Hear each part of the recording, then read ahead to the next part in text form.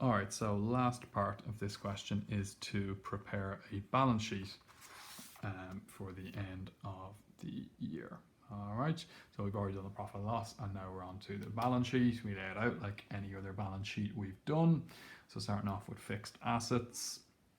And I've got a list of assets and liabilities from the start and end of the year here. So this is kind of where I'll draw most of my stuff from the balance sheet from. So I've got land and buildings, and I've got motor vehicles.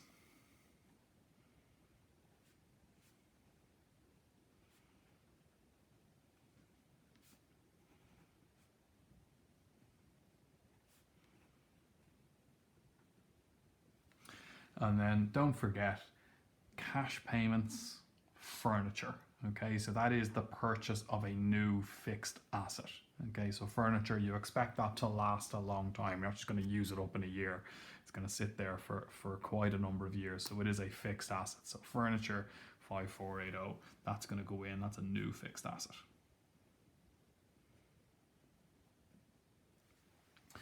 It's the amounts at the end of the year I'm putting in. The same in this question, but it's the 31st of December that I'm putting in. So 1092 for land and buildings. I'm not told anything about any accumulated depreciation that's already there for land and buildings. I wasn't told to depreciate land and buildings this year, so that's 0 there. And your net book value is also 1092,000.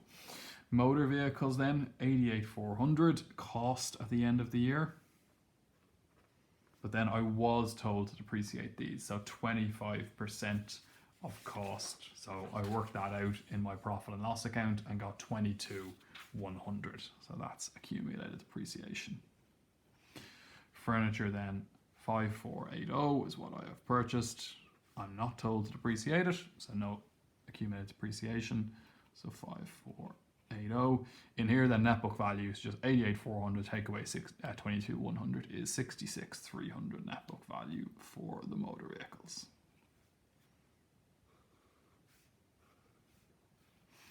We just total those then. So for cost, it's 1185,880, 22,100 for depreciation, and 1163,780 for the net book value. All right. Next on to current assets.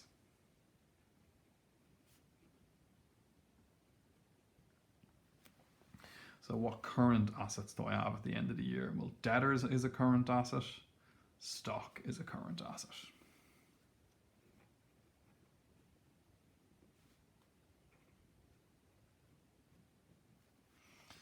So my debtors at the end of the year is 12,480.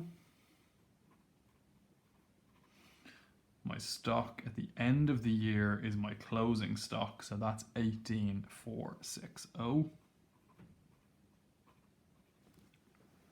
My expenses due, so that's money that I owe, so that's a liability, so that's going to go down in current liabilities.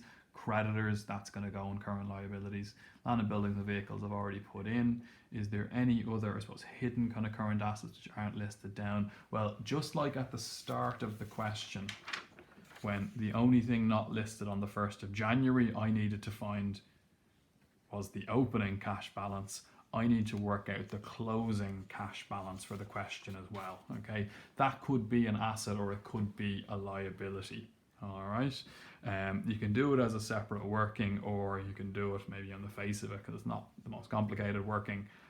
Just looking at it, my cash receipts total 383,500.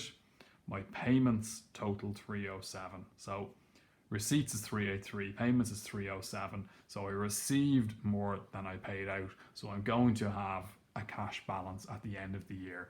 And you calculate that cash balance simply by taking those two numbers away from each other.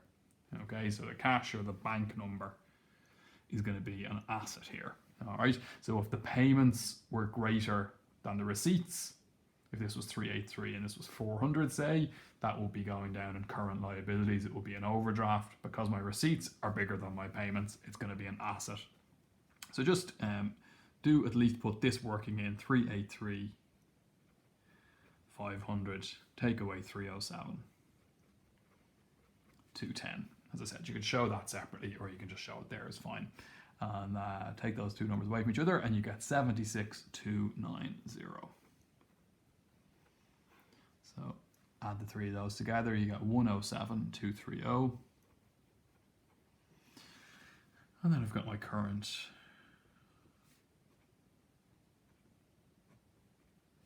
liabilities. And they were creditors and then my expenses due.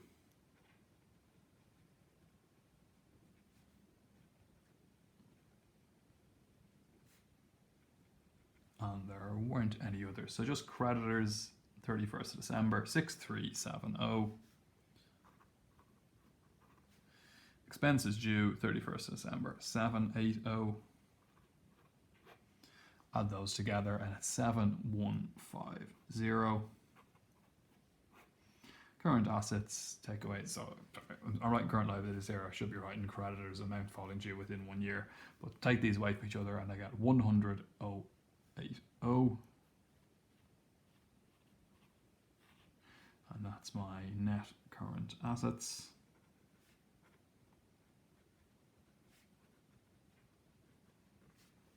Add those two numbers together, it's going to give you a total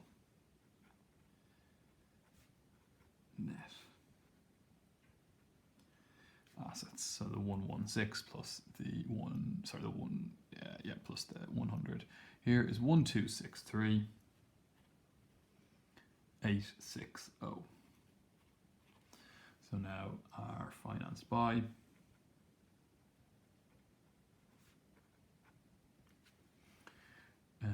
there's no loan, there's no creditors due after 1 year, so I'm just straight into capital and reserves.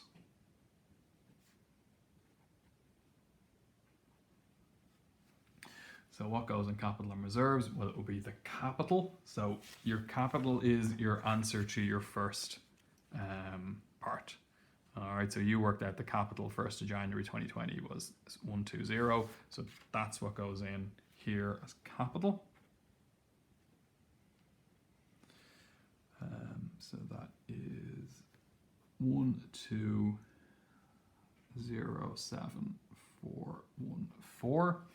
Also, your net profit. So your profit for the year always gets added on here. That's the answer for the third part that you did. So 67,106. And then the one we need to find in the question is the drawings here of 10,660. So drawings are subtracted in the financed by. So 10,660.